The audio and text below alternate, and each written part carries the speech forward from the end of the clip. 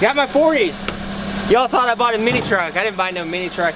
I just had to use our shop truck to get my 40s home because I couldn't fit them in my Wrangler. So, we got our 40s. Let's check them out.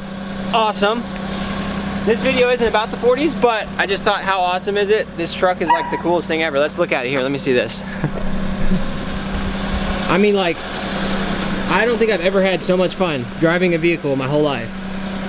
That thing is awesome. That's what I get. Driving with 40s in the back is just priceless. Priceless. Right-hand drive, manual, mini truck. Like, how freaking cool is that? Alright, so we're gonna go ahead and unload these tires. They're super heavy. I'm gonna put them downstairs and then I'm gonna show you what I bought and why. So let's go ahead. Alright, so here it is. I bought 40 by 13.5 by 17 Nitto trail grapplers. Why did I buy that? Because I'm gonna be dailying these tires, and from what I've driven in and what I've heard, these are the best all-around street and off-roading tires for a aggressive tire and a 40-inch tire. And I've heard that people get a decent amount of tread out of these, which obviously you're going 40-inch tires, you're not really super concerned about tread life, but if I can get a little bit more, then great. Also, there's not a whole lot of options, and I didn't want to go super cheap if I'm going this big. I wanted it, like I said, I want this to drive as best as possible. From what I've seen, these are definitely the ones to go with. I was going to go with Toyo MT Open Countries, but they were a little bit heavier, and I've heard that when they start to wear, they can get a little loud, which any MT is going to be like that. But I've heard, you know, just from personal experience driving on these for vehicles that we've built at my work, I've been pretty happy with how they handle. So that's why I went with that. So anyways, that's those.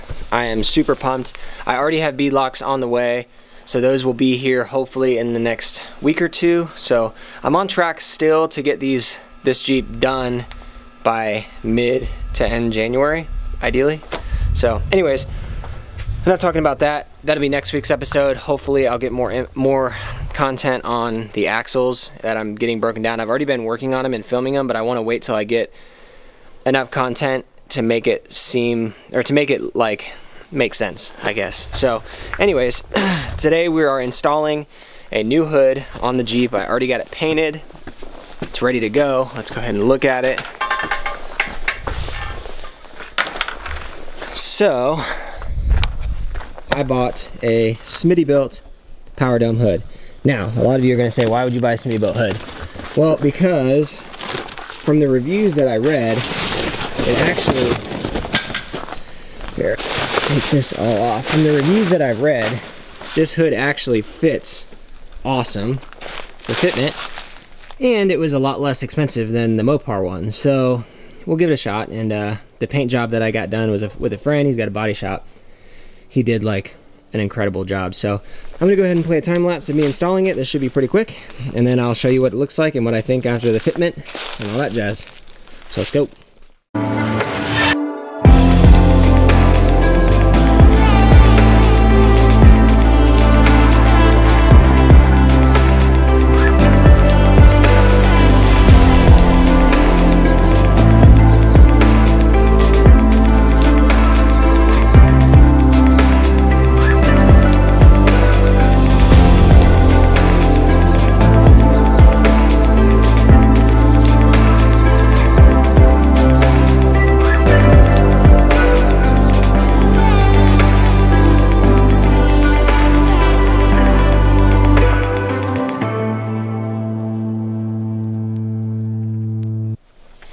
Here it is, dudes. The fitment actually, like, I didn't have to do really anything. Like, the body lines lined up, honestly, like, perfect. Like, I didn't really have to do any adjusting at all. Solid quality. I had a little imperfection, like a little ding. I'm gonna have a paintless dent guy. I was gonna have him come anyways and get a few dings out, so you can barely see it, but it's in there. So, but otherwise, it's like, for the price, like, this is exactly what I wanted. Looks so good. So good. As you can see, it's literally iced over out here. I'm freezing my butt off, but had to get it done. Well, there it is. This is the upgrade of the week. Next week, We have more stuff coming. Here, I'll turn it around. All right, guys, thanks for watching. This thing turned out perfect. Super happy with it. Next week will be another upgrade, maybe an exterior upgrade. I'm getting closer to making a video on my axle teardown. I'm already about halfway done with the teardown, but I want to wait till I get it fully tore down. That way I can do some time lapse of everything and then kind of just explain what I did, because it's not super exciting stuff, but I will show you everything that I did. I filmed all of it. So anyways, thanks for watching. Please like and subscribe, and I'll see you all next week. Peace.